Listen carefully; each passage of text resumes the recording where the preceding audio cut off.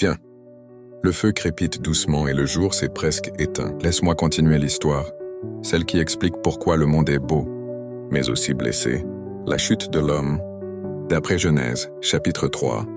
Après que Dieu eut tout créé, mon enfant, il plaça l'homme et la femme dans un jardin magnifique. Un jardin où rien ne manquait. Tout était paix, tout était confiance, et Dieu marchait avec eux. Au milieu du jardin, il y avait beaucoup d'arbres bons à manger. Mais Dieu donna une seule recommandation, simple comme une parole de parent aimant. Tu peux manger de tous les arbres, sauf d'un seul. Un jour, le serpent s'approcha de la femme.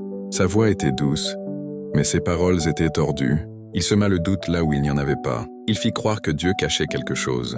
La femme regarda le fruit. Il paraissait beau, désirable. Elle en mangea, puis en donna à l'homme. Et à cet instant, quelque chose se brisa. Leurs yeux s'ouvrirent. Mais ce ne fut pas la joie. Ils découvrirent la honte, ils se cachèrent. Quand Dieu vint dans le jardin, il appela. « Où es-tu » Ce n'était pas une question pour trouver l'homme, mais pour toucher son cœur.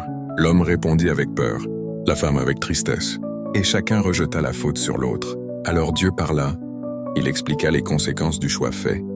La douleur, le travail pénible, la séparation, le jardin ne serait plus leur maison. Mais écoute bien, mon enfant. Même dans la chute, Dieu ne les abandonna pas. Il les couvrit, il les protégea, et il fit une promesse silencieuse. Un jour, le mal serait vaincu. Petite leçon pour le cœur. Le péché commence souvent par un doute sur l'amour de Dieu. Mais même quand l'homme tombe, Dieu continue de chercher, d'appeler et d'espérer. Et si parfois tu te caches, sache que Dieu demande encore. Où es-tu ? Non pour te punir, mais pour te ramener à lui. Repose-toi maintenant.